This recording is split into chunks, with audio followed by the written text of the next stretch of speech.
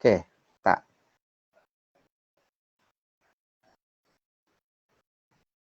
Cuba aku tunjuk slide aku dulu. Kan? Okey.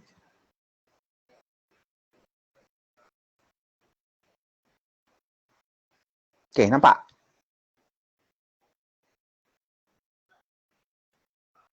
Oh, Facebook tak nampak.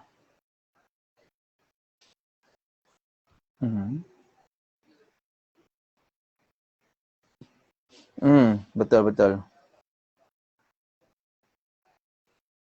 Mhm. Hmm. Okey, jap.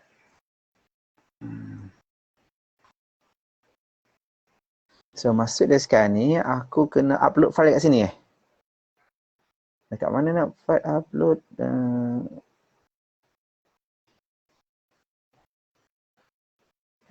Jap. Share screen, share screen.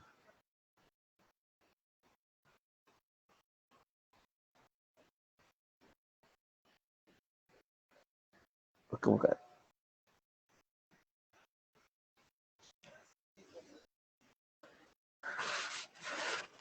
Okay, anybody can check? Siapa tak?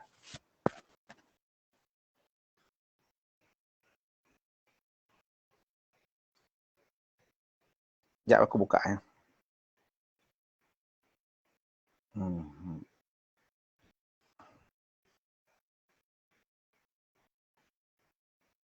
Tak keluar pula deh. Ada, on. Yep. Gambar muka tapi slide okey tak? Nampak slide?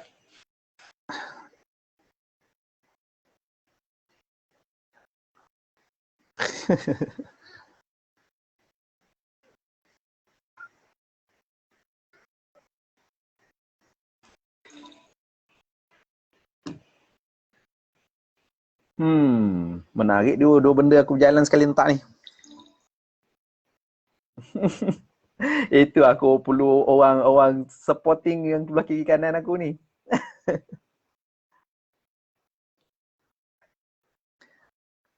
Betul deh.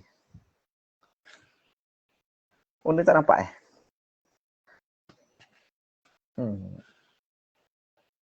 Okay, dah nampak slide? Okay.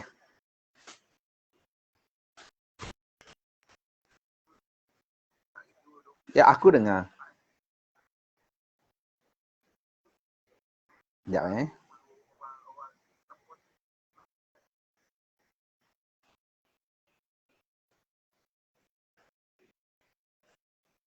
Boleh. Okay, sebelum terima kasih deh. Okay, Assalamualaikum.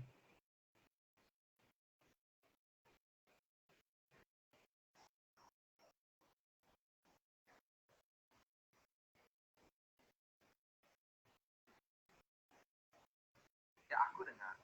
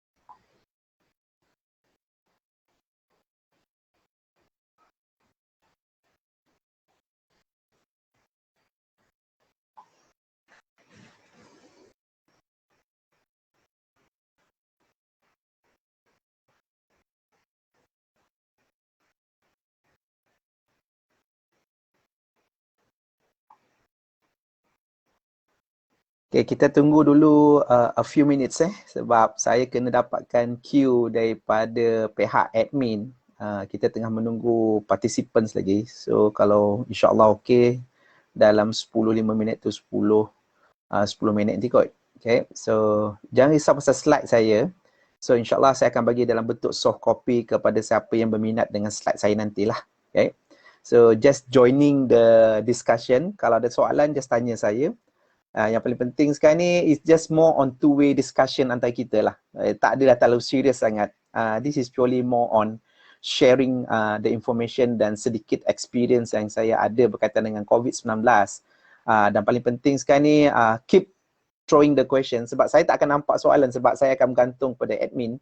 Tapi yang paling penting sekarang ni kalau siapa-siapa nak tanya soalan boleh tanya saya terus ataupun boleh type dekat WhatsApp ataupun Facebook ataupun dekat Webex nanti. Yang kalau saya tak dapat jawab pada hari ini, insyaAllah saya akan reply jawapan-jawapan untuk soalan-soalan tuan-tuan dan puan-puan lah. Okay. So saya tengah tunggu queue daripada pihak energy bila kita nak start. Waalaikumsalam. Ya, dengar clear. Clear.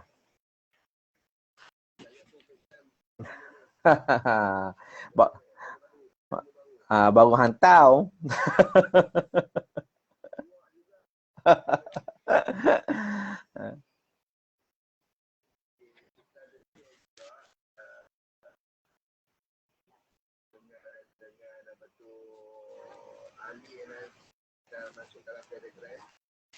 Okay, boleh.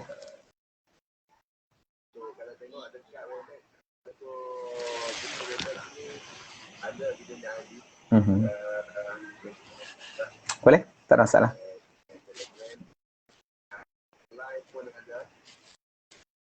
Okay, Alhamdulillah.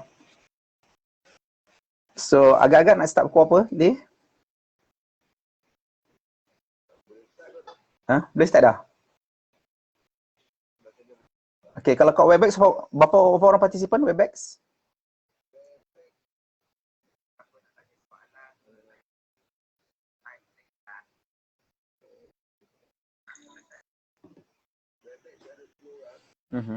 Dekat Facebook? Okay, kalau nak mula, saya okey je. Saya tak ada masalah.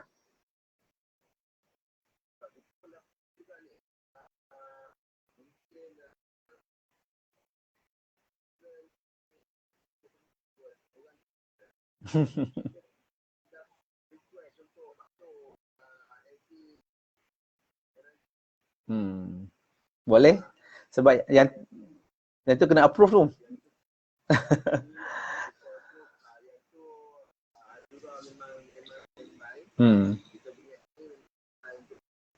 Sebab yes.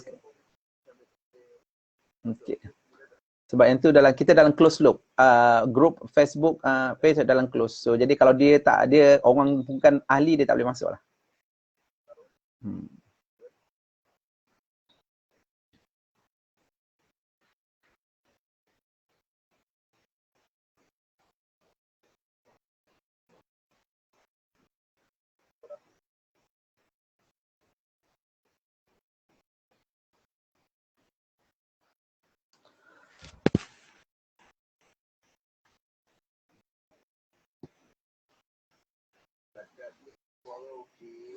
Slide okey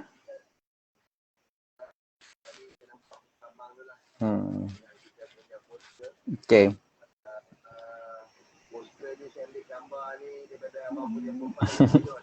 Tak ada masalah, boleh. Itu tengah malam punya gambar tu. Bila meeting dengan dia orang itulah.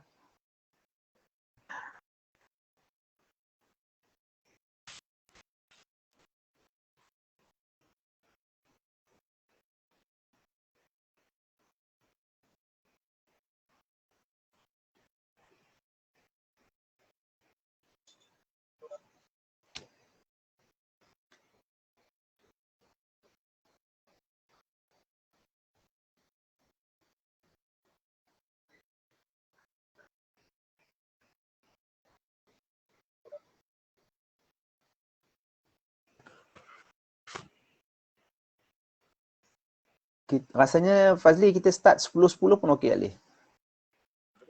Okay, 2 minit lagi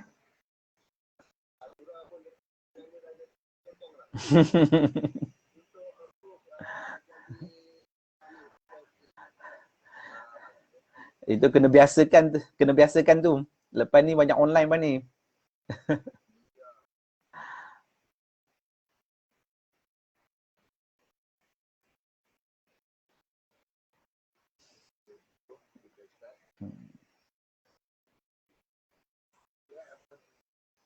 Ahab. Yalah, masa kat sebelum puasa itu lah. Sebelum puasa tu. InsyaAllah bulan 5 ni ada sekali lagi terang. Tapi yang tu dekat Penang ya. So aku dah bagi tahu dengan si Anwar nanti. Kalau kita nak sit down duduk nanti kita boleh discuss lah. Sen tu aku 2 hari juga.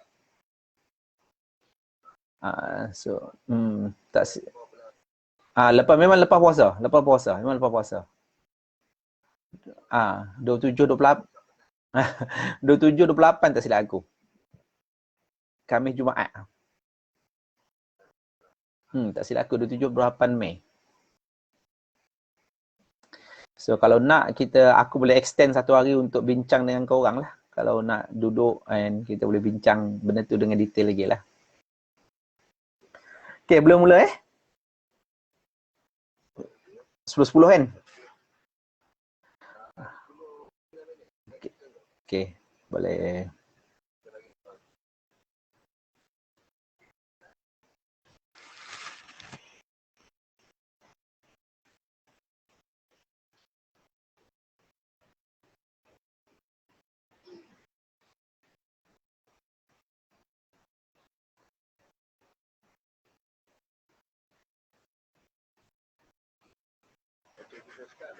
Okay, boleh. Hari ni kita ada buat sesi workshop daripada NIDC. Kita invite orang yang kita kenal lah. Kita punya apply sesi kat Malaysia, saya punya memang saya banyak belajar daripada Abang Yasman. Kita ambil tajuk hari ini buat dalam platform FB. Kita ambil sikit daripada ILP punya World Day for Indian Health April 2020. Kalau ikut tajuk dia anticipate future and respond to crisis invest now in president Oz system. Semua kita ubah sikit tajuknya untuk COVID-19 pandemic, anticipate future and respond as Oz practitioner and professional. So kita invite Abang Ayasman, Vice President untuk membincangkan dengan topik ini. So saya berterima kasih kepada Abang Ayasman tim IT. So memang agak terdengar untuk kita buat dalam platform memang kena ada tim. So saya baru jadi first time untuk arrange online punya platform untuk kita untuk cek bagi Jadi pun balik yang bagi ya. Pagi-pagi sebelum pukul 8 tu dah jawab lah. Alhamdulillah, terima kasih. Pukul 8 ni saya kena menuntut kat dia lah. Okey. So, tak membuang masa station dengan kita akan berbincang. So, kalau kata ada apa-apa soalan, kita akan harap-harap saya akan inform benda tu. Saya buka dulu ni. Kita ada dan juga FB. So, kita mula tu lah. Boleh tak ada masalah. Okay, terima kasih Saudara Haji Fazli, sahabat saya daripada NRG. Saya harap, so kalau dengar saya harap semua boleh dengar suara saya. Bismillahirrahmanirrahim. Alhamdulillahirabbil alamin wassalatu wassalamu ala asyrafil anbiya'i wal mursalin wa ala alihi washabbihi ajmain. Rabbi shrah li sadri wa yassir li amri wahlul 'uqdatam min lisani yafqahu qawli, amma ba'd. Assalamualaikum warahmatullahi wabarakatuh. Selamat pagi kepada semua pendengar daripada Webex dan juga daripada Facebook Live untuk page NRG She. So untuk pertanyaan semua, page NRG She adalah close group. So jadi bukan semua boleh berpeluang untuk menghadiri sesi live saya atas permintaan sahabat-sahabat saya daripada NRG lah. Okay. InsyaAllah jangan risau berkaitan dengan slide saya. So saya akan bagi soft copy slide saya nanti kepada semua peserta dan saya akan pass slide saya kepada Haji Fazli tadi.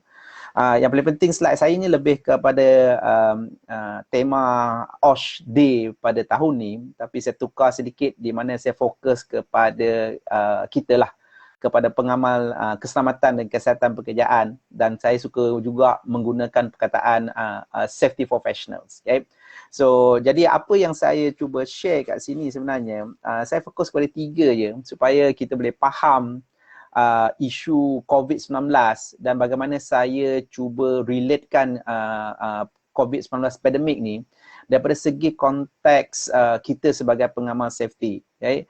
Sebab apa yang saya nampak sekarang ni, kita banyak fokus dan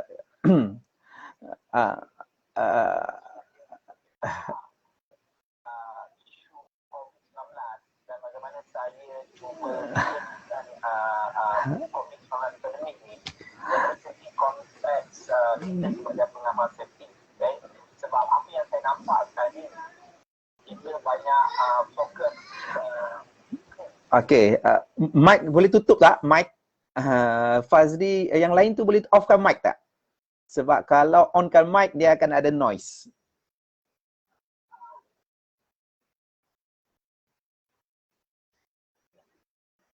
Okay. Kepada semua peserta boleh offkan mic tak?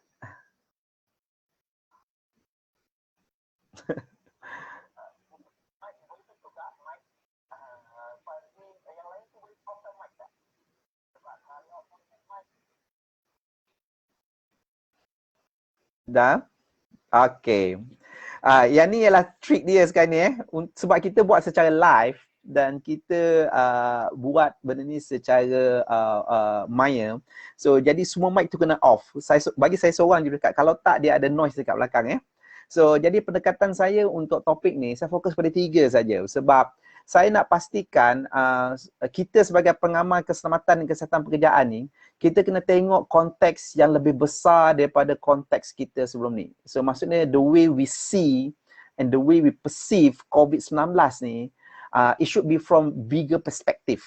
So apa yang berlaku yang saya nampak sekarang ni, kalau SHO tu masih ditakuk lama, yang dia fokus lebih kepada pematuhan SOP dan juga pematuhan yang berkaitan dengan undang-undang yang sedia ada, kemungkinan besar dia mengalami kesukaran untuk mengurus COVID-19 sebab COVID-19 adalah benda yang baru dan saya rasa kebanyakan kita semua inilah pertama kali berlaku. So sebab tu kita tak ada rujukan yang terbaru yang berkaitan dengan COVID-19 dari bidang KKP. So sebab tu apa yang saya cuba tukarkan sekarang ni, kita kena berfikir menggunakan pendekatan risk-based thinking. Okay? So risk-based thinking ni yang kita kena faham, sebab inilah the new concept of ISO systems. Okay? Kalau kita tengok semua ISO system sekarang ni, di mana induk risk management system ialah ISO 31000. Okay, maksud dia sekarang ni induk, the main reference for ISO yang berkaitan dengan risk ialah ISO 31000. So sebab tu kalau kita tengok ISO 9001, 14001, 45001, under clause 4, semua bercerita pasal risk. So jadi it's a risk-based thinking approach. Okay. Yang kedua, saya akan cuba kupas macam mana kita kena manage isu COVID-19 di tempat kerja ni secara strategik. Dia tak boleh ikut secara saya kena buat ni, saya kena buat ni, macam ni. Yang tu kurang tepat. Sebab info yang kita dapat berkaitan dengan COVID ni sentiasa berubah. Okay? Dia sentiasa ada the latest information. Dia ada berkaitan dengan the latest legal punya requirement. So sebab tu kita kena banyak menggunakan strategi. Supaya based on risk point of view, apa strategi-strategi yang kita boleh buat untuk memudahkan organisasi, terutama kita sebagai pengamal keselamatan ni, boleh memberi nasihat yang agak tepat dan juga penting untuk majikan, supaya majikan boleh membuat keputusan dengan cepat dan tepat berkaitan dengan COVID-19. Okay? Dan yang ketiga, saya akan cuba share sedikit best practices yang saya pernah tengok dan saya pernah baca, dan harap-harap benda ni boleh digunakan di tempat kerja tuan-tuan dan puan-puan lah. Right? And apa yang saya tekan kat sini sebenarnya, when we talk about risk-based thinking, yang ni saya dah share sebelum ni, siapa yang pernah attend saya punya seminar ataupun conference ataupun training. Kebanyakan safety officer kita bekerja berpandukan pada Safety and Health Officer Regulations 1997. Itulah rujukan kita.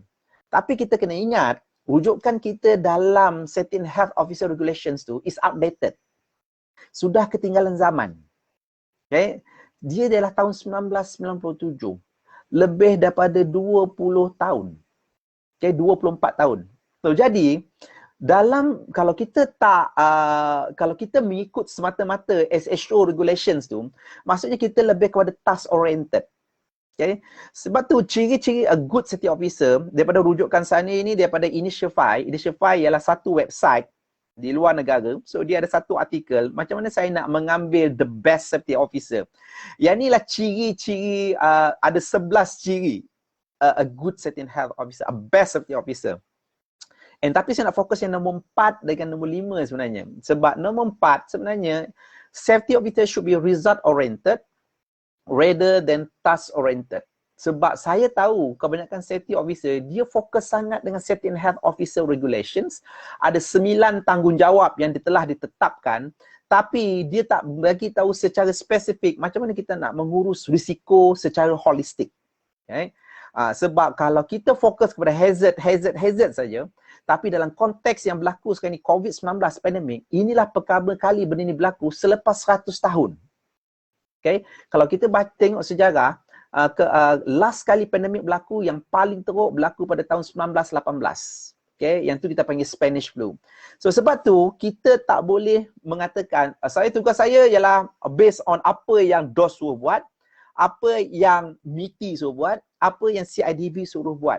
Tapi masalah dia sekarang ni, SOP ni sentiasa berubah. Inilah antara cabaran kita. So jadi, kalau kita mengikut SOP semata-mata, tanpa memahami konsep risiko dengan betul, kita akan jadi kecewa. Sebab prosedur sentiasa berubah. Semalam Menteri Kanan dah membuat pengumuman terbaru berkaitan dengan SOP. So, berubah lagi. Tapi kalau kita ada strategi, kita buat keputusan berpandukan kepada risiko kita, risk assessment kita, jadi secara langsung kita nak mengurangkan kesan daripada perubahan-perubahan SOP tersebut, dan juga macam mana organisasi boleh bergerak dengan cepat, dengan dinamik, dengan pantas, supaya kesan COVID-19 ni terhadap organisasi kita akan jadi berkurangan. Itu yang kita kena buat. Sebab itu yang sebenarnya kita nak tolong majikan kita. Okay? So jadi selain pada tu, yang nombor 5 tu agak menarik. Tugas kita sebagai safety officer juga ataupun pegawai keselamatan ataupun golongan safety yang profesional, elemen nombor 1 dengan nombor 5 tu. Kalau kita betul-betul seorang safety officer yang committed, memang kita ada sikap mengambil berat tentang orang ataupun mengambil berat tentang pekerja kita, tentang kontraktor kita. Yang ni yang sebenarnya salah satu, kalau tanya saya, kebanyakan safety officer kita, minta maaf lah, bukan semua, ada setengah fokus kepada gaji saja. Ada setengah fokus kepada bekerja semata-mata.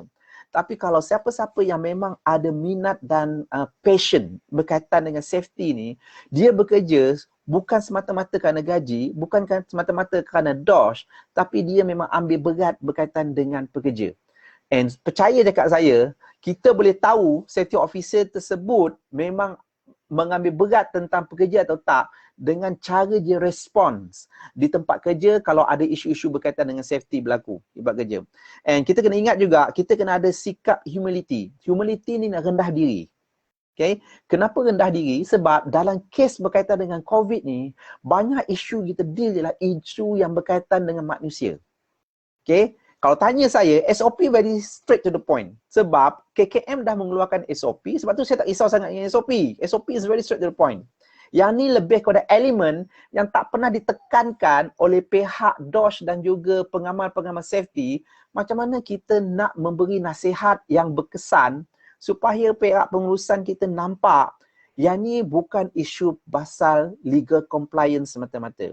Yang ni adalah isu sejagat, isu berkaitan dengan kemanusiaan, dan kita kena ada elemen kemanusiaan bila kita mengurus COVID-19. Okay? So, selain pada tu, apa yang saya nak tekankan juga, kita kena faham hubung kait antara public health, environmental health dengan occupational health. Okay, yang ni ialah rujukan saya daripada Paul Erickson. Yang ni dah lama dah buku ni, tahun 1999. Yang ni berkaitan dengan emergency response planning. Okay, yang ni buku teks ya. You boleh cari buku teks ni. Yang ni saya dapat bila saya buat kajian saya sendiri. Sebab bila saya nampak occupational health ni, ramai orang safety tak boleh relatekan dengan public health, dengan environmental health. Okay, so yang ni yang hubung kait dia. Sekarang ni, apa yang berlaku sekarang ni, kalau kita tengok trend COVID-19, pandemik di Malaysia, kebanyakan kluster sekarang ni berpunca daripada tempat kerja. Tapi kita kena ingat, kluster sebelum-sebelum ni berpunca di luar tempat kerja. So, yang ni lah antara cabaran kita, sebab isu COVID sekarang ni bukan isu public health anymore. Bukan isu environmental health anymore. Dia juga isu occupational health. Especially memang untuk frontliners dan juga memang ada kluster-kluster yang berkaitan dengan tempat kerja. Contoh yang paling famous semua dah tahu sekarang ni ialah kluster di tapak bena dan kluster di kilang-kilang. So, yang ni yang kita kena faham. Cuba fahamkan OSH ni sekarang ni jadi isu agak menarik sebab kita terpaksa mengurus COVID-19 pandemik.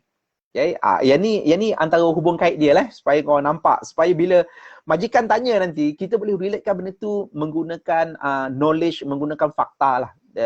The perspective point of view. And yang ni yang menarik sebab Warren Buffett ni, kalau siapa terkenal dia adalah businessman. Okay.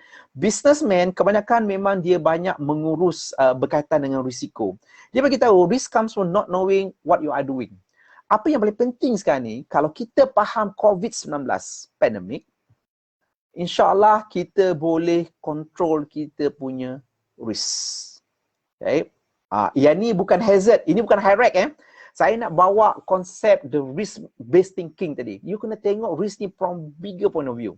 Okay, sebab secara tak langsung COVID-19 virus hazard dah menjadi isu bukan cerita pasal ekonomi point of view, bukan cerita pasal legal point of view, sekarang ni cerita pasal occupational health point of view. So jadi dia become very big risk issue sekarang ni sebab kalau tak diuruskan dengan betul, terutama sekali sebagai kita sebagai orang safety ni tak memberi maklumat dengan tepat dan betul kepada pihak majikan kita, kemungkinan besar majikan kita akan buat kesilapan dan secara tak langsung menyebabkan operasi bisnes kita terganggu lah.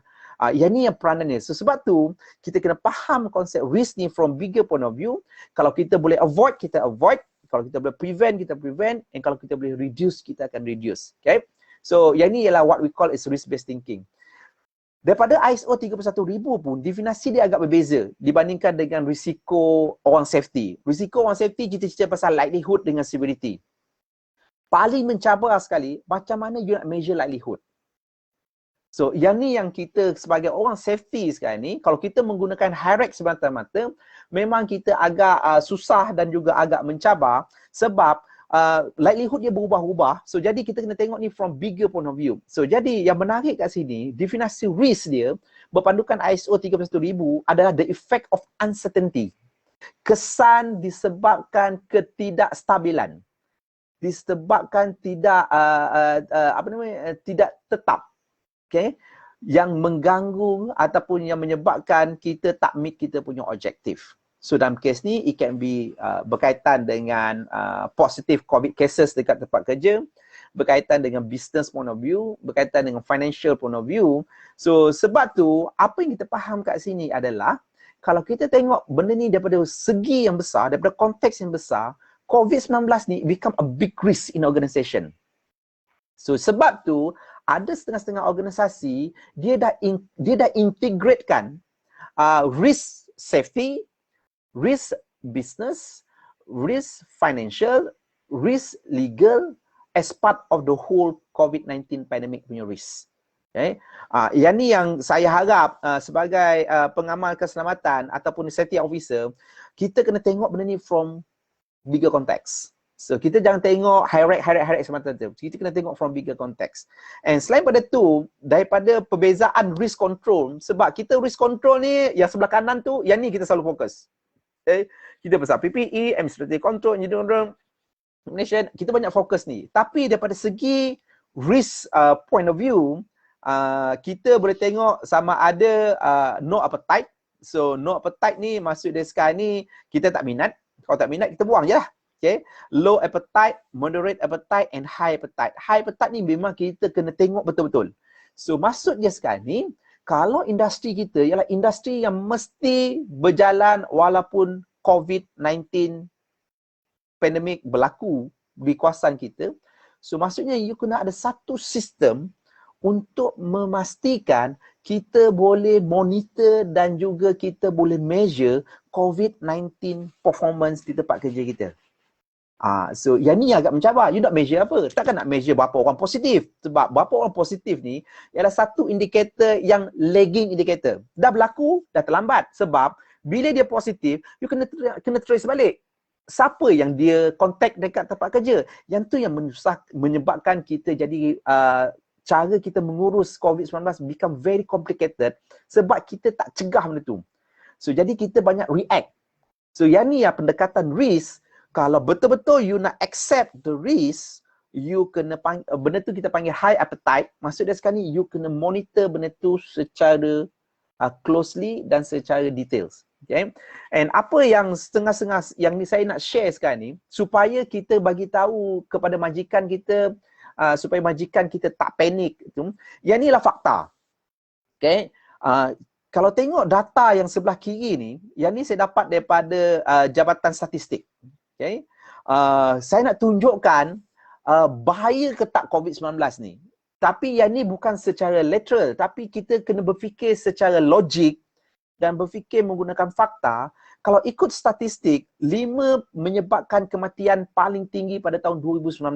Okay, 2019 Yang pertama ialah sakit jantung. 15%. Yang kedua, pneumonia 12%. Okay, kalau kita tengok kita seterusnya, okay, kalau tengok the principal cause death by age group, ini kita boleh tengok. Okay, untuk 60 tahun ke atas, 16% sakit jantung, 40 tahun saja ialah pun sakit jantung juga. Accident 20.6%. Kalau kita tengok data berkaitan dengan COVID-19, yang ini bukan data saya, yang ini adalah data daripada KKM. Yang ini saya ambil setakat semalam. 27 April. Kadar kematian kita adalah 0.4% saja. Okay. Ini data 0.4%, tak sampai 1% pun. So apa saya nak tekan dekat sini adalah COVID-19 memang contagious. Okay, contagious ni maksud dia mudah merebak. Kalau ikut data dekat sini, you boleh tengok kat sini, ini semua data okay. Yang paling contagious adalah berkaitan dengan bukan contagious, yang paling deadly, okay, paling membahaya sekali sebenarnya ialah Ebola. Okay, ataupun berkaitan dengan penyakit-penyakit yang contohnya smallpox. Okay. Ini penyakit boleh menyebabkan kematian yang paling tinggi. Tapi kalau ikut statistik sekarang ni, dalam konteks Malaysia, saya cakap Malaysia, kita adalah 0.4%. Dan apa yang saya nak tekan dekat sini ialah kita sepatutnya jangan takut, tapi kita kena berhati-hati. Ini nasihat saya. Kita jangan terlalu panik, terlalu takut, menyebabkan kita rasa, bos pun kita jadi panik juga.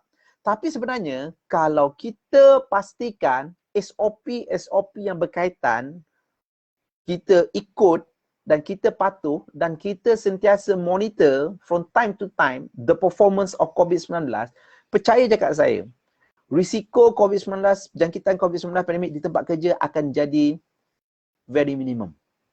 Okay, very minimum.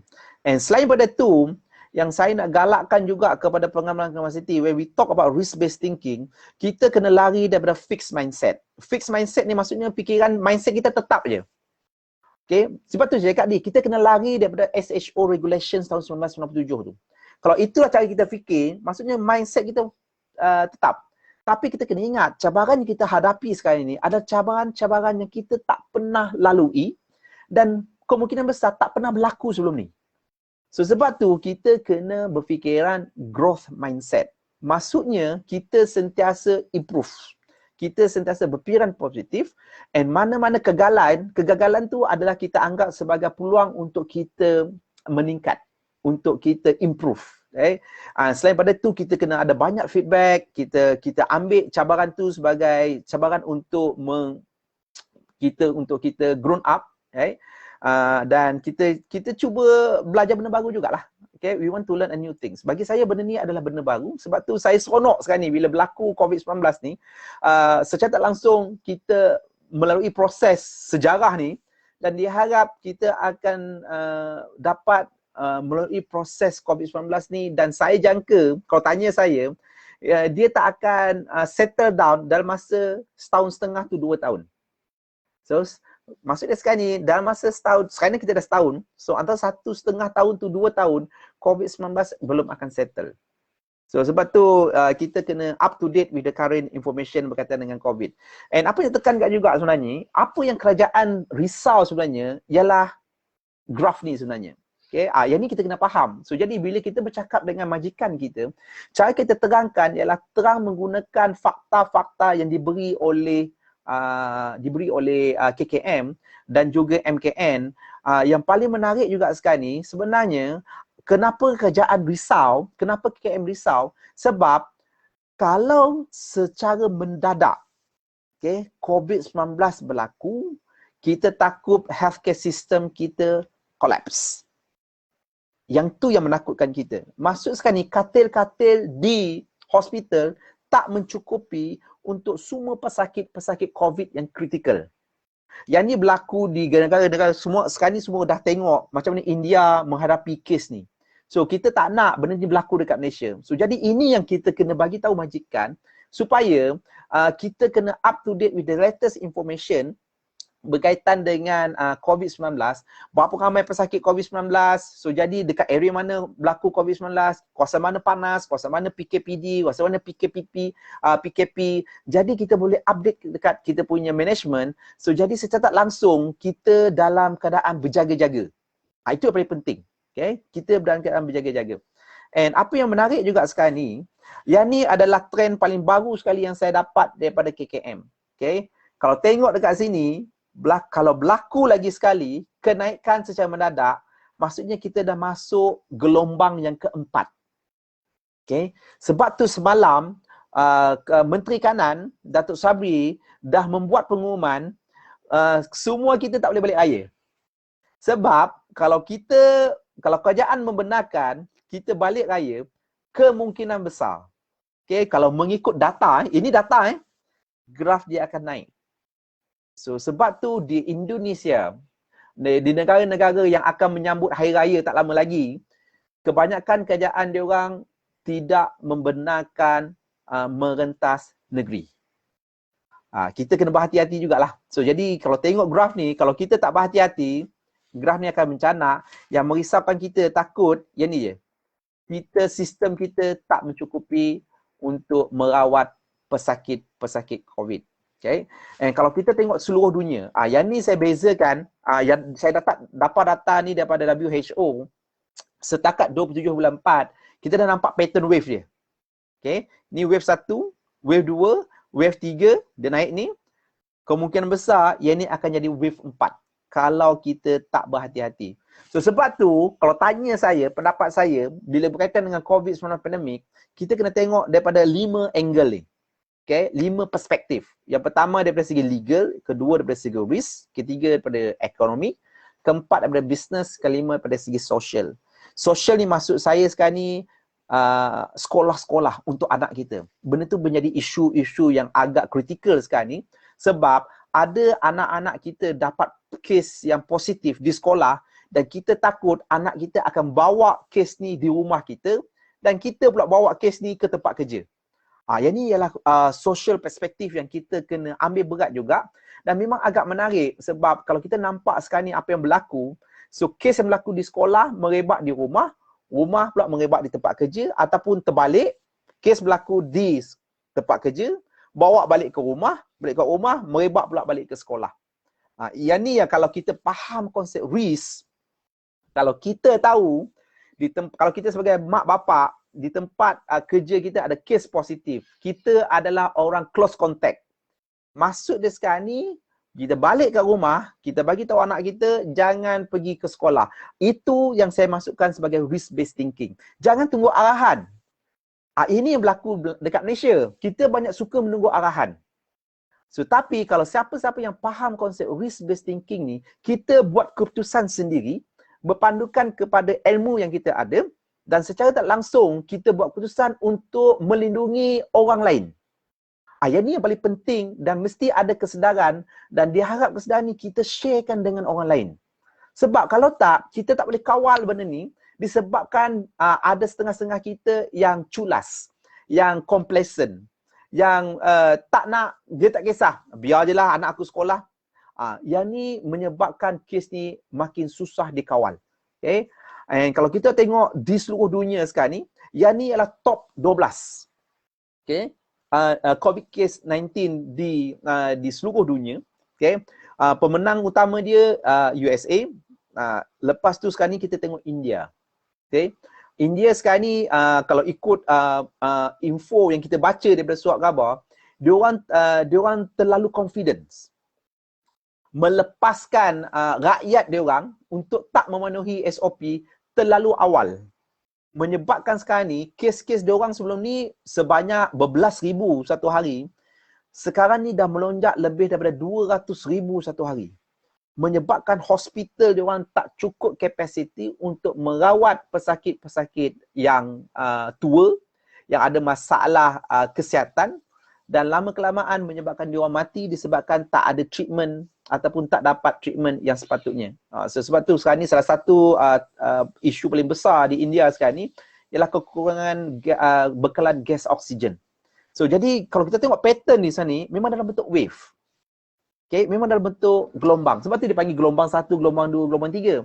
And sebab tu yang ni purely menggunakan data. Sebab tu kalau kita menggunakan data untuk menerangkan kepada pihak majikan kita, insya-Allah majikan kita akan faham.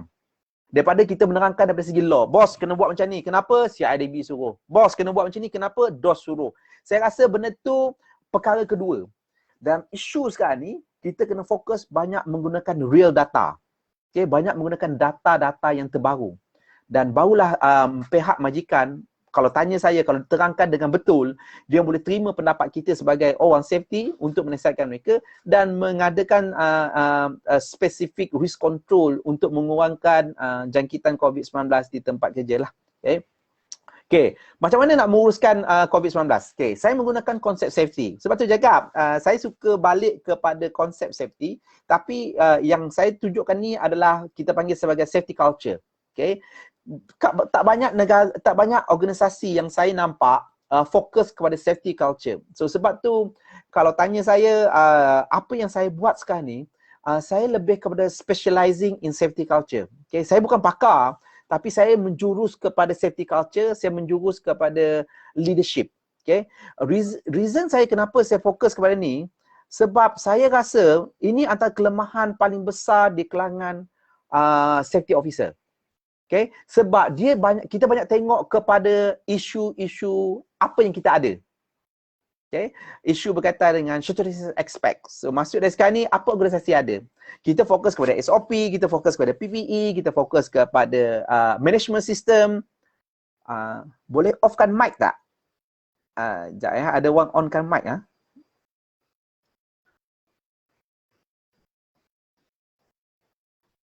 Sekejap Okay, saya dah offkan. So, jadi apa yang, kalau ikut safety culture ni, yang saya dapat, so, yang ni daripada SASNI ni adalah Association, Advisory Committee of Safety of Nuclear Installation, based dekat UK. So, dia ada buat kajian dia buat kajian tahun 1993. And saya rasa yang ni antara model yang paling saya suka. Dia ada banyak-banyak model safety culture, yang ni antara yang paling saya suka. Dan setakat ni kalau siapa-siapa yang pernah menghadiri kelas saya ataupun pernah mendengar saya punya seminar, yang ni antara model yang saya selalu guna sebab model ni memang very practical. Okay. Sebab kebanyakan kita bila menyelesaikan isu safety di tempat kerja, kita banyak fokus kepada situational aspects. Memang tak dapat dinafikan, betul.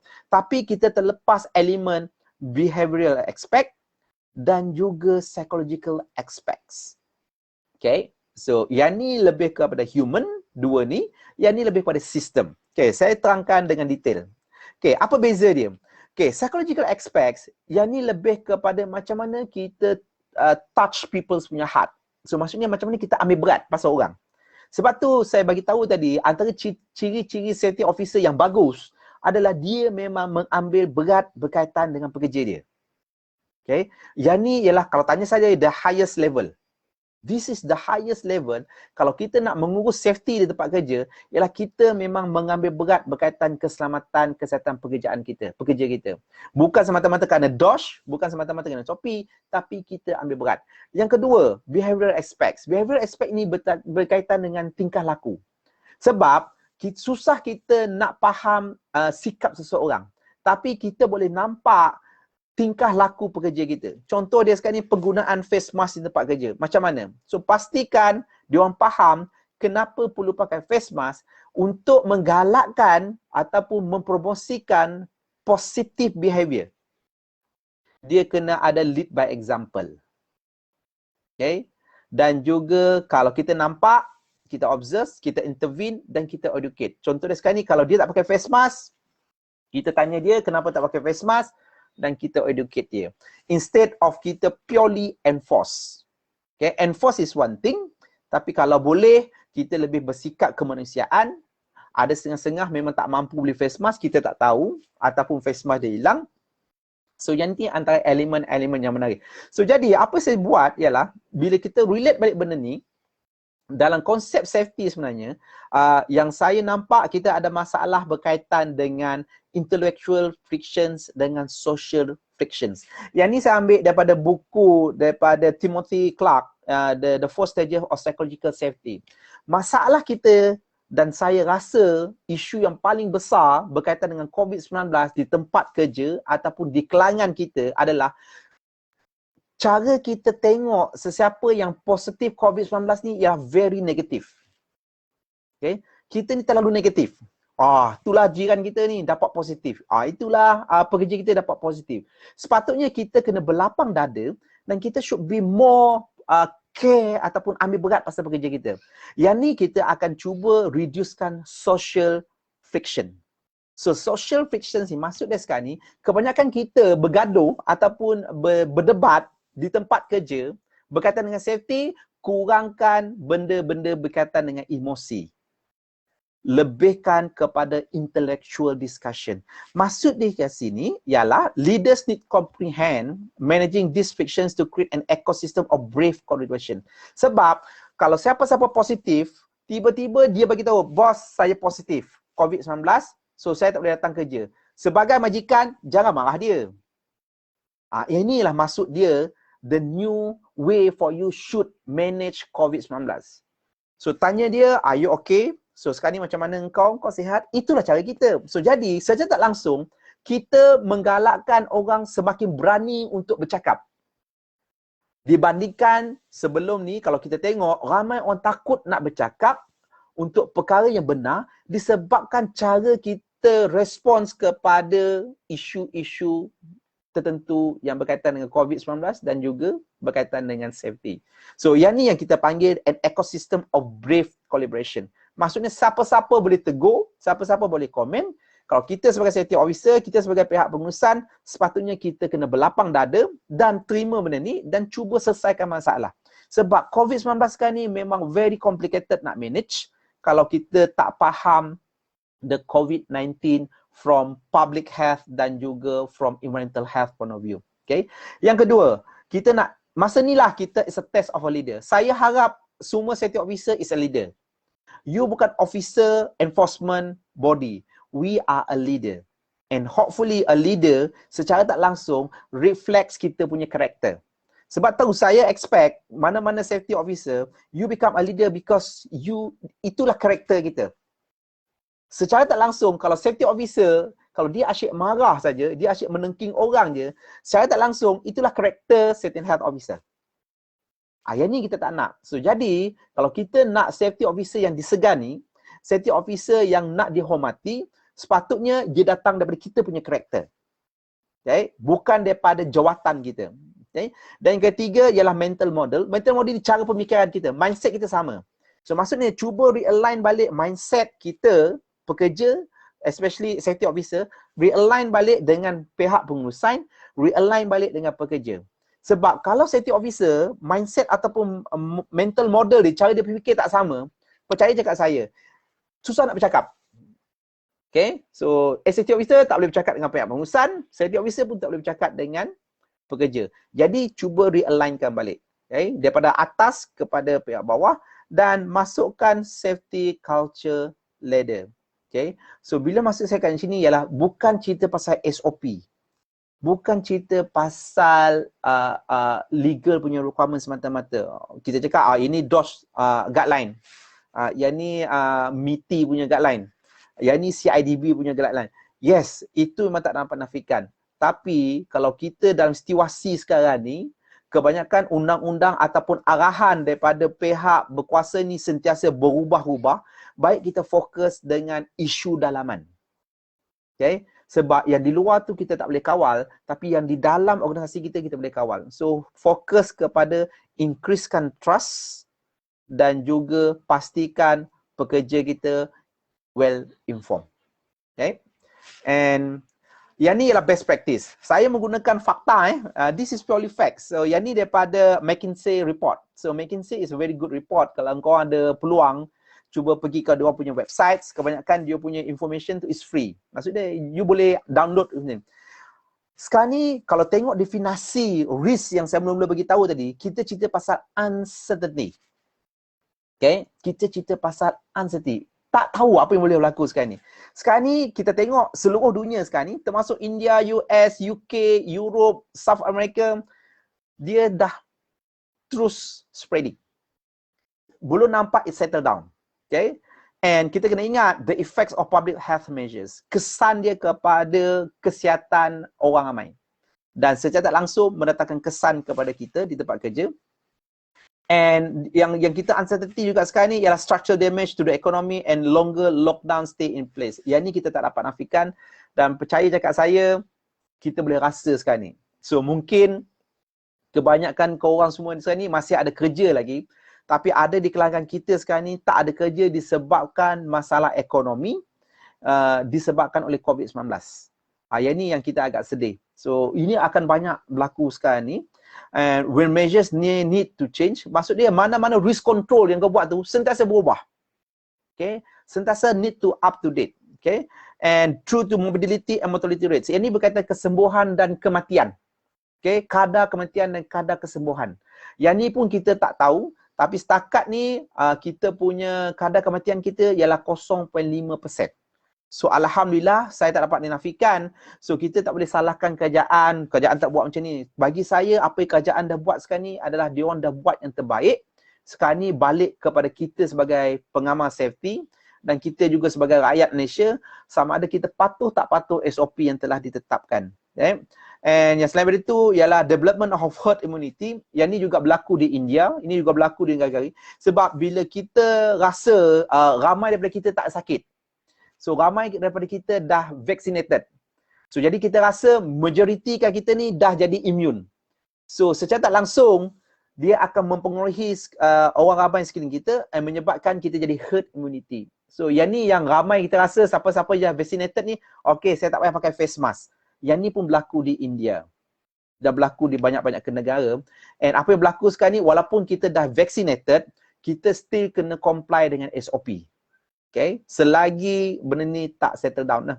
And of course, kita belum ada lagi yang betul-betul very effective of vaccinations. Okay, belum lagi. Vaccination dah ada, tapi belum cukup efektif untuk mengawal perebakan COVID-19. Okay, so jadi kita kena tunggu lagi dalam masa 6 bulan daripada sekarang. Sebab sekarang ni kalau ikut statistik yang dikeluarkan oleh Kementerian KKM dan juga pihak kerajaan, kita dah vaccinated lebih pada 1 juta. Tapi kita ada penduduk seramai 30 juta. Kita kena ingat so, yang dah mendaftar sekarang ni ialah 9 juta lebih. So kita kena tunggu dalam masa 3 to 6 bulan untuk kita dapat vaccinations. Daripada situ baru kita tahu kalau lebih daripada 80% population kita dah vaccinated. Daripada situ baru kita tahu sama ada vaccination tu, treatment tu is effective atau tak. Okay? And yang ni kalau kita tengok all the information dekat sini, apa kesan dia daripada segi industri, you boleh nampak. Okay? Yang ni extent of exposure tinggi ataupun proximity of exposure lebih. So yang ni you boleh baca nanti okay? Nanti saya akan bagi slide. Yang ni lebih kepada berkaitan dengan tempat kerja. So yang inilah fakta yang saya dapat daripada kajian oleh McKinsey. Okay, selain daripada itu, kita kena ingat organisasi akan berubah. Selepas ni organisasi akan berubah.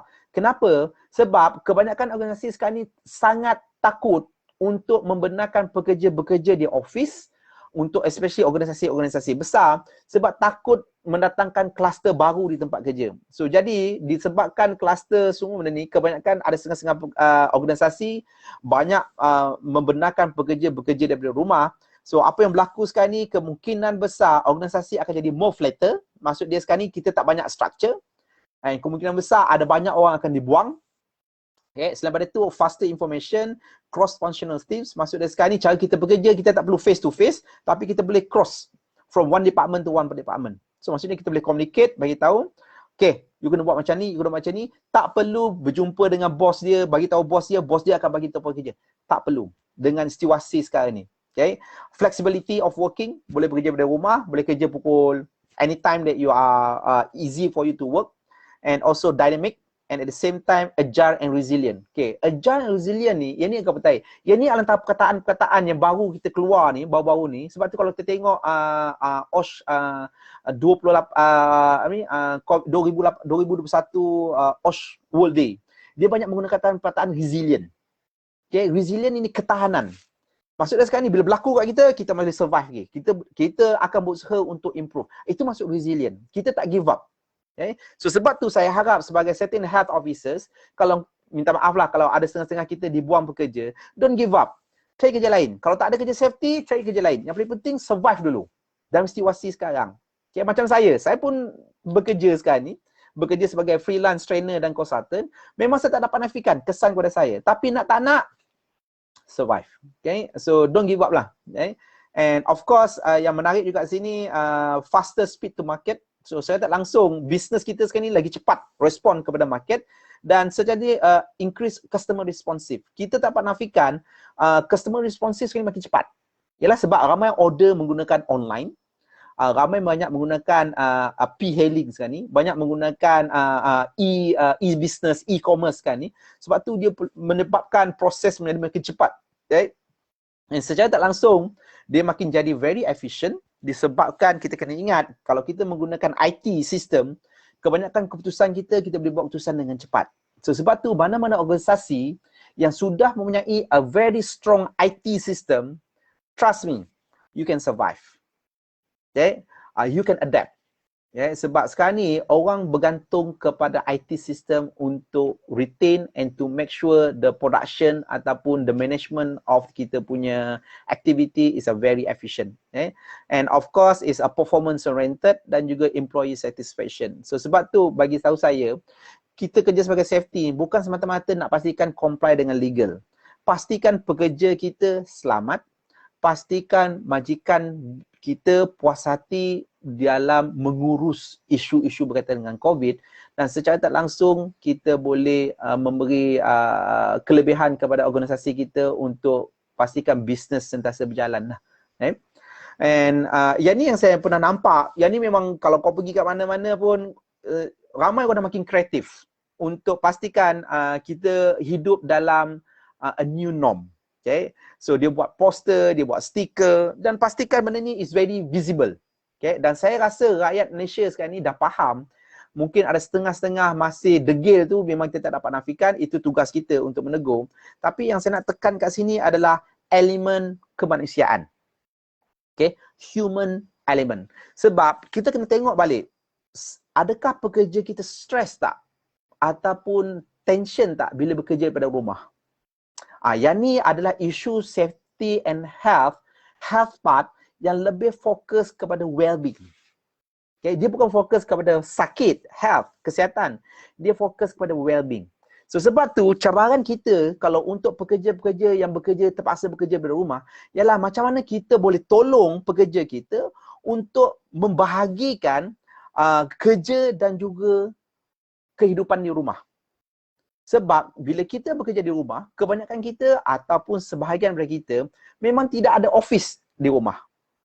Okay? Tak ada meja office. Kemungkinan besar tak ada internet. Kemungkinan besar rumah dia terlalu sempit. Anak dia ramai. So jadi dekat sinilah kita kena mainkan peranan, kita kena advisekan majikan macam mana kita nak mengurangkan tekanan ataupun kesusahan pekerja kita bila dia orang bekerja pada rumah. Okay? Kadang-kadang kita paksa dia orang buka video. Tapi dia segan nak buka video disebabkan rumah dia terlalu sempit. Okay? Rumah dia terlalu sempit and kemungkinan besar keluarga dia pun ada sekeliling dia orang and kemungkinan besar rumah dia agak semak. So semua ni benda boleh berlaku. So, sebab tu sebenarnya ada certain cases dia tak wajibkan buka video. Dia buka video sekejap saja untuk pastikan betul. Okay? Untuk 1-2 minit. Kemungkinan besar untuk ambil attendance. Selepas tu, offkan video. Sebab yang tu kita anggap sebagai privacy. Okay? Yang ni kita kena faham juga konteks kenapa benda ni. Sebab dia bekerja pada rumah. And suasana rumah tak sama dengan suasana di tempat kerja. So, jadi yang ni antara faktor-faktor kita. So, sebab tu, antara benda yang kita boleh tolong sebagai safety untuk nasihatkan majikan ialah kita kena buat engaging. Okay, macam mana, sebab tu perkataan engagement yang saya cakap tadi, untuk psychological parts point of view, kita kena banyak engaging and apa yang kita boleh buat untuk pekerja-pekerja kita yang bekerja pada rumah, kita provide varied tasks. Yang ni reference yang ambil daripada IOSH. Okay, UK, kita provide a varied task. Okay, sekarang ni dia kena buat report. Okay, hari ni, lusa dia kena buat analysis. So, varykan dia punya task. Okay, and yang kedua, cuba prioritaskan work streams. Kalau benda yang tak penting, jangan fokus dulu. Fokus dengan benda-benda yang penting. Okay? Dan yang ketiga, kita allow flexibility. Okay? Maksud dia sekarang ni, minta maaf cik, saya tak boleh onkan saya punya kamera work from home ni pukul 8. Sebab pukul apa? Sebab pukul 7 sampai pukul 8.30 dia kena hantar anak, dia kena hantar isteri dia kena buat benda tu. So jadi kita kena jadi fleksibel sikit lah. So jadi ini yang saya panggil macam mana kita mainkan peranan. Yang ni kebanyakan organisasi di Malaysia kurang fokus kepada area-area ni. Sebab korang fokus kepada SOP yang berkaitan dengan PPE, berkaitan dengan berkaitan dengan temperature, berkaitan dengan sanitizer. Korang fokus pada SOP tersebut. Tapi yang ni lebih kepada satu level yang kita kena faham, health issues kan ni bukan health physical. sekarang ni kita talking about mental health dan juga social health of kita punya workers. Okay.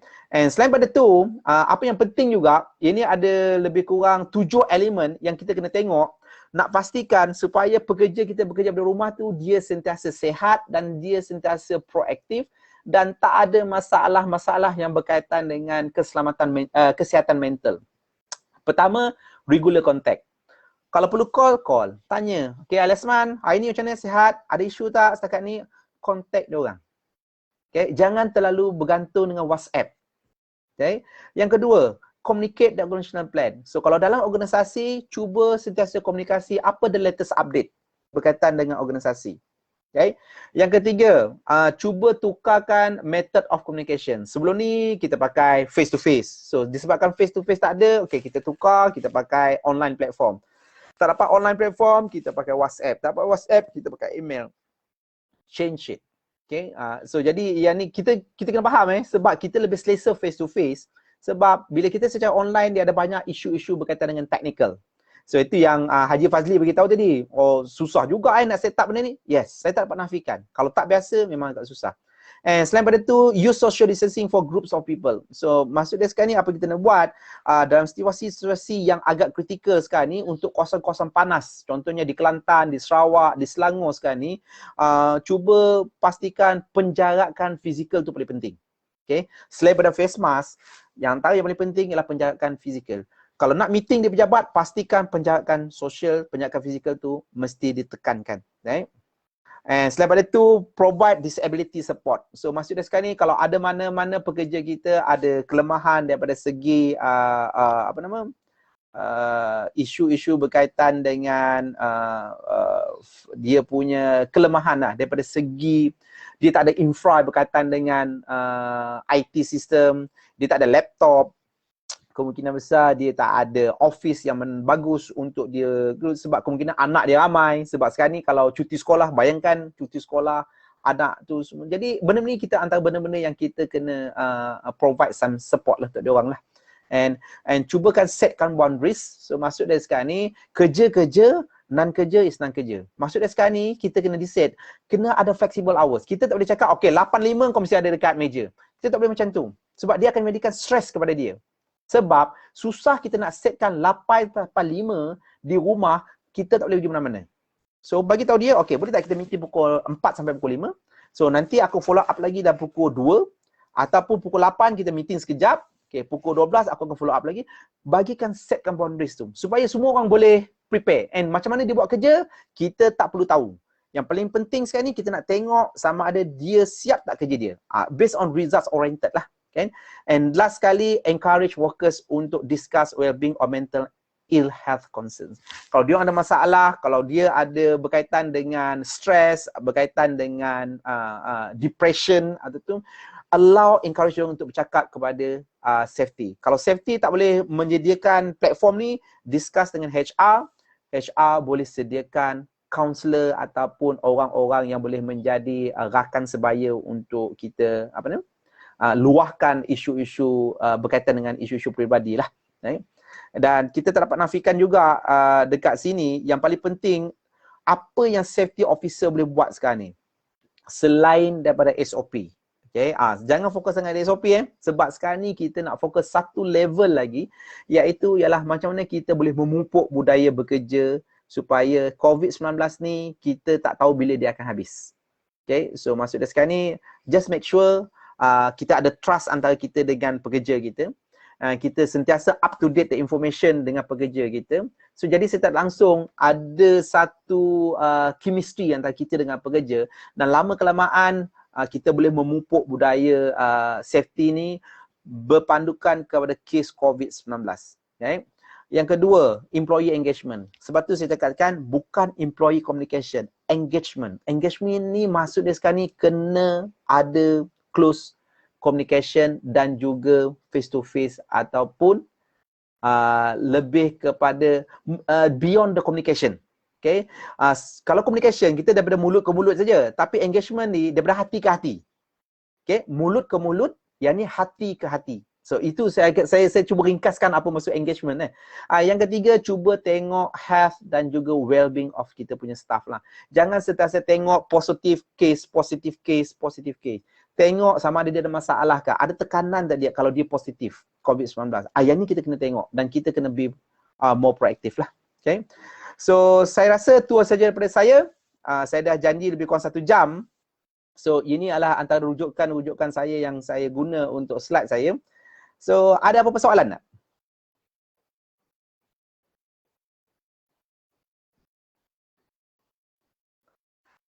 Siapa nak tanya? Ada soalan?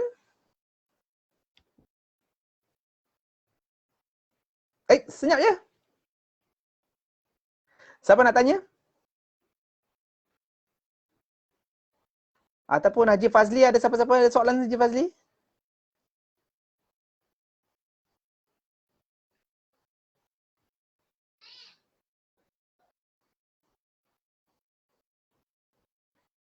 Tak ada soalan?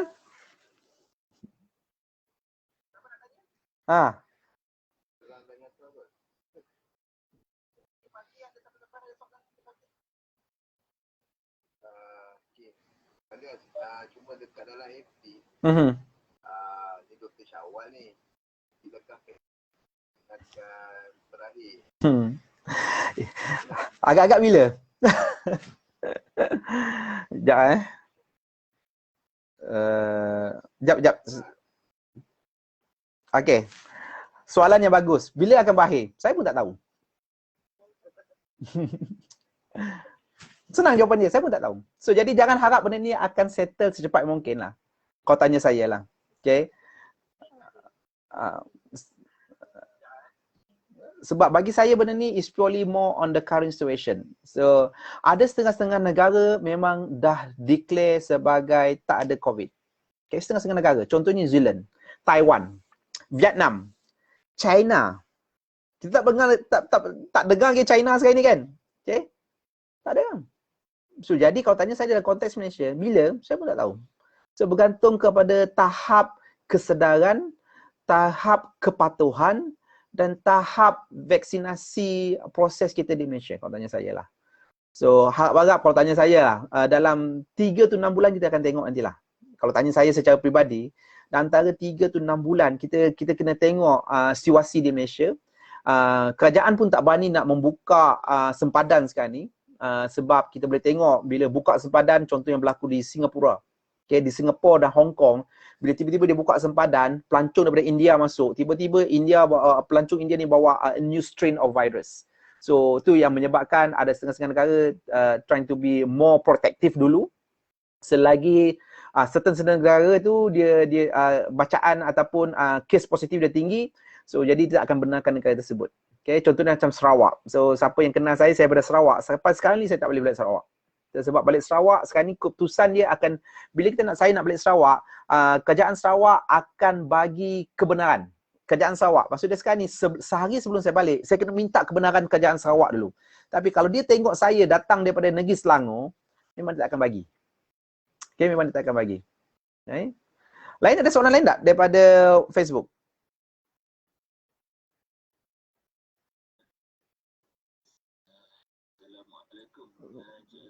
Waalaikumsalam warahmatullahi. Ya, Pis.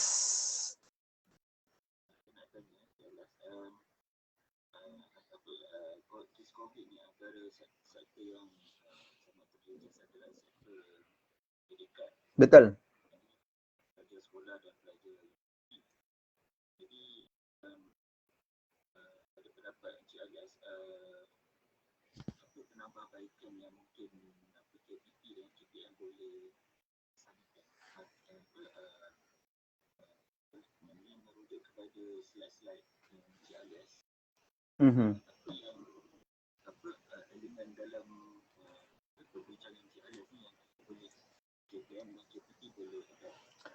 Okay, terima kasih Dr. Hafiz. Dia sebab tu cakap, kalau tanya saya sebenarnya, saya tak boleh komen daripada sistem yang sedia ada, tapi saya komen daripada komen peribadi saya lah. Sebenarnya kita kena tengok balik sama ada organisasi macam KPM ataupun KPT ada tak sistem risk management? Yang tu kita kena tengok balik. So, ada tak konsep the risk management dalam organisasi Kementerian Pendidikan dan juga Kementerian Pendidikan Tinggi? Kalau tak ada, memang mencabar. Sebab kebanyakan kita, keputusan dibuat berpandukan keputusan bila dah berlaku. So, bila dah berlaku, memang kita akan jadi kelang kabut lah. Yang tu yang saya rasa agak penting, di mana kena terapkan konsep risk management dalam organisasi KPT dan juga dalam organisasi KPM. Itu pertama. Yang kedua, kesedaran daripada leadership, kesedaran daripada top management. Itu memang penting. So sekarang ni ramai viral sekarang ni kalau kita tengok di mana ketua tak mematuhi SOP. Ataupun menteri tak mematuhi SOP, ataupun pegawai pekerjaan ataupun top management tak mengurus SOP. So jadi saya tak langsung kita menunjukkan satu budaya yang sebenarnya cakap tak serupa bikin, tapi untuk menyelesaikan isu COVID-19 ni bukan isu individu. Dia adalah isu the whole group of people. So sebab tu kalau kita tengok negara-negara yang berjaya mengawal COVID-19 ialah top management dia ataupun leader dia very committed. Percaya je kat saya. Boleh tengok dekat New Zealand, boleh tengok dekat Taiwan, boleh tengok dekat Vietnam, boleh tengok dekat China. Bagaimana dia punya management ataupun top leader are very committed in preventing COVID-19 sampai dia orang sendiri yang kena comply with SOPs. Okay? Itu yang kedua. Yang ketiga bagi saya ialah sama ada kesedaran dan juga kefahaman tentang COVID-19 dan macam mana nak mengawal risiko ni tinggi atau rendah di kalangan KPT ataupun KPM. Sebab sekarang ni yang saya nampak kita banyak bergantung kepada KKM. Maksudnya sekarang ni sedikit tunggu KKM, sedikit tunggu KM. Bagi saya benda ni bergantung dengan risk kat kita. Risk dalam organisasi kita. KKM tak tahu risk dalam KPM. KKM tak tahu risk dalam KPT. Yang tahu risk ialah kita. So, jadi, kita gunakan guideline yang sedia ada yang dikeluarkan oleh KKM. Maksudnya, organisasi tersebut yang akan membuat risk assessment masing-masing. So, maksud dia sekarang ni, kalau kita boleh bagi empowerment. Okay, maksudnya KPT dengan KPM boleh bagi empowerment dekat universiti. Universiti, pastikan ini general guideline saja. Okay, ini general guideline yang dikeluarkan oleh KPT untuk universiti. Yang lain, universiti kena uruskan sendiri berpandukan situasi atau berpandukan organisasi masing-masing. Yang tu saya catat langsung, kita memberi flexibility kepada organisasi tersebut untuk menguruskan risk dia mengikut acuan organisasi diorang. Yang tu lagi senang dan lagi fleksibel. Sebab kalau kita semua menunggu keputusan daripada Putrajaya, and ada setengah keputusan tu agak lambat, menyebabkan kes-kes COVID dah makin merebak. So sebab tu kalau tanya saya, contohnya macam KPM, apa yang KPM boleh buat? Dia boleh bagi kuasa kepada sekolah terus untuk buat keputusan. Jangan tak payah tunggu daripada Putrajaya. Kalau tunggu daripada Putrajaya, dia akan jadi lambat. So jadi bagi kuasa dekat sekolah, iaitu pengetua, KPM mengeluarkan certain garis panduan yang tertentu saja, tapi risiko di sekolah diurus oleh sekolah. Jangan diurus oleh KPM, jangan diurus oleh UT. Sebab kalau diurus oleh KPT ataupun KPN, dia akan menjadikan less flexibility, less agile, less dynamic, and very slow response. So sebab tu apa yang berlaku di sekolah sekarang ni menunggu saja. Contohnya sekali, saya nunggu PPD. PPD pula, saya menunggu daripada negeri. Negeri pula cakap, saya menunggu daripada Kementerian Pendidikan Malaysia. Nampak tak? Panjang saja. Sebab tu, kalau ikut slide saya tadi, kalau isu COVID ni sebenarnya, dia akan flattenkan organisasi. Okay? Dia akan flattenkan organisasi. Maksudnya sekarang ni, COVID diuruskan oleh that particular organisasi. Jangan tunggu HQ. Yang ni yang saya nampak lah. 4 faktor ni lah, Dr. Hafiz. Dan sebab tu saya cakap, benda ni kalau kita faham konsep risk management tadi, kalau kita sebagai pengamal safety, kalau semua orang faham konsep risk management, semua orang boleh buat dalam organisasi dia orang. Tak perlu tunggu arahan daripada pihak atasan. Yang ni saya tak nampak dalam organisasi KPM dengan KPM lah. KPT dengan KPM lah. Ini pendapat saya, Dr. Hafiz. Yang lain? Ada soalan? Takkan takut kot, tak ada soalan. Kita sembang ya. Okay, kesedaran living in new normal culture perlu diterapkan. Yang ni memang tak dapat nafikan. Saya tak dapat nafikan. Kalau kita tengok chat dekat ni, diterapkan satu. Sebab tu kita kena faham sebab tu saya menggunakan model safety culture. Kalau kita menggunakan model safety culture, kita tak tengok SOP saja. Kita tengok human element. Masalahnya, human element tu yang paling susah nak dikontrol. Sebab kita manusia. So, bila manusia ni, bila kita nak mengadakan sesuatu undang-undang berkaitan dengan compound yang sekarang ni yang agak kecoh, compound di Kedah, di Kelantan, RM50,000. Masalahnya bila kita menggunakan konsep enforcement, kita menggunakan konsep fining compound, kita kena be careful sebab yang ni adalah image the integrity of enforcement body. Okay? Sebab kita manusia kita ni tengok manusia ni, ini bahayanya manusia. Kita tengok je, kita perhati je. Apalah polis ni, VVIP dia tak buat pula.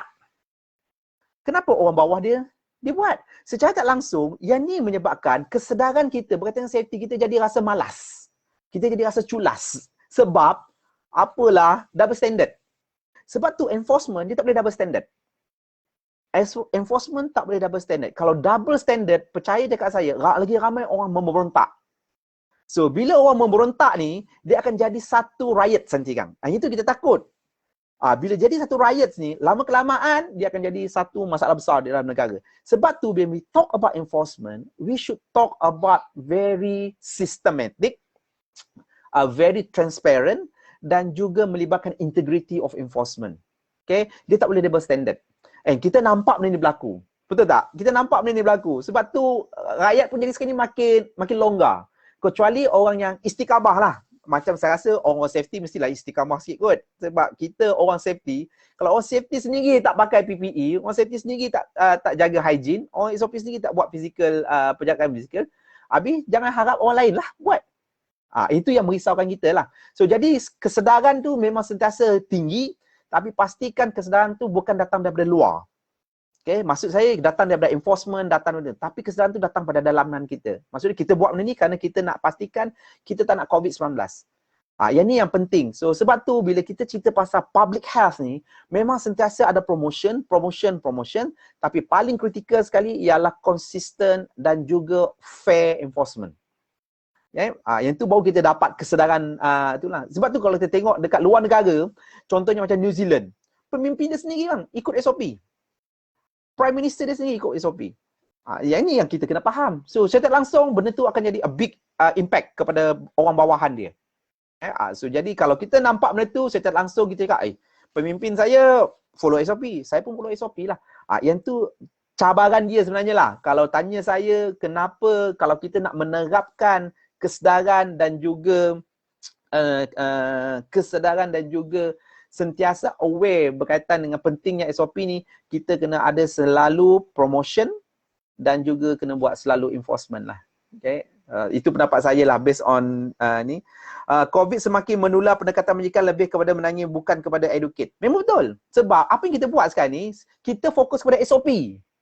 Kita fokus kepada task. Yang dia saya terangkan tadi. Sebab safety officer, kalau kita tak berubahkan kita mindset, kita akan fokus kepada safety officer regulation. Safety officer regulation. Safety officer regulation is task. Tapi dalam kes COVID, ialah kes yang kita nak kurangkan jangkitan. Yang tu ialah performance based. So jadi, apa yang kita kena fikir sekarang ni, ialah macam mana kita nak sihatkan majikan, supaya majikan faham dan majikan tak takut. And bila majikan tak takut, pekerja pun tak takut. Nak bagi tahu, tuan saya positif. Okey, positif, balik. Tapi masalah sekarang ni, daripada segi operasi kilang kita, daripada segi operasi pembinaan kita, memang kita ada masalah berkaitan dengan management of people. Okay? Kita banyak menggunakan pendekatan menakutkan pekerja kita. Tapi dalam kes COVID sekarang ni, kita kena berfikiran terbuka dan kita kena pastikan kita lebih fokus more on we care about you.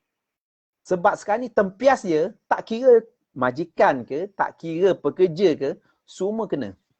Yang ni yang kita cuba kena advisekan pihak majikan kita, tengok kes COVID-19 pandemik ni bukan isu kebalangan di tempat kerja. Dia lebih daripada isu sejagat. So bila jadi isu sejagat, bagi kesedaran dia supaya dia ambil berat pasal isu ni dan tengok isu ni secara holistik untuk memastikan COVID-19 tak menjangkit di tempat kerja. Itu je sebenarnya. So, itu yang saya tekankan. Memang tak dapat majikan lebih fokus sebenarnya bukan kepada educate. Saya tak dapat nafikan. Inilah tugas kita sebagai safety officer. Sebab tu, pendekatan saya untuk kali ni, saya bagi maklumat yang sebenarnya bukan pendekatan yang biasa. Yang SOP biasa tu. Yang sebenarnya SOP yang ramai organisasi tak buat. Itu yang saya cuba fokuskan lah. Okay. Lain ada persoalan lain? Ada lebih masa sen. Ya.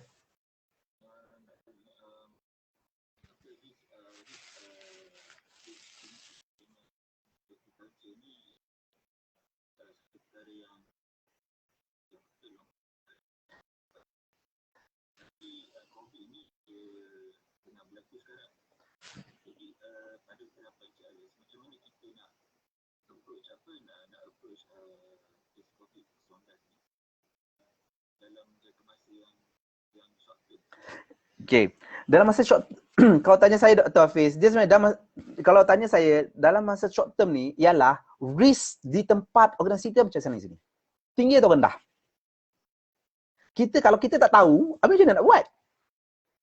So kita kena tahu risiko, contoh sekali kuasan nilai.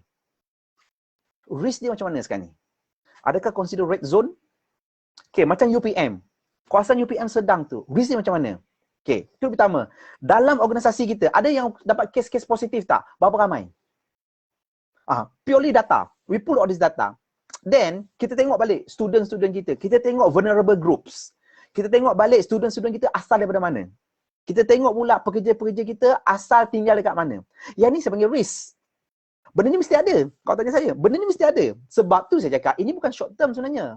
Organisasi ada tak ada risk management. Kalau tak ada, kena ada kan? So maksud dia saya ni, cara kita tengok COVID-19 ni berpandukan kepada risk jangkitan tu di organisasi kita, berpandukan data-data yang sedia ada. Contoh sekarang ni, jangkitan di kawasan kita, jangkitan di dalam universiti kita ataupun sekolah kita, jangkitan berkaitan dengan pekerja-pekerja kita. Sekarang ni vaccination berapa ramai, kita kena tengok benda ni lah. So daripada situ yang kita boleh agak risiko kita is high, medium or low. Kalau medium, let the management buat decision. Okay, kalau medium, nak buka atau tak buka? Kalau nak buka, apa langkah kawalan kita? Yang ni kita kena buat. So, yang ni bukan long term. Ini memang immediately kena buat. Sebab tu kalau organisasi memang tak ada, memang dia susah. Sebab dia kena create balik dia punya proses tu. Proses of risk management tu. Siapa yang nak buat approval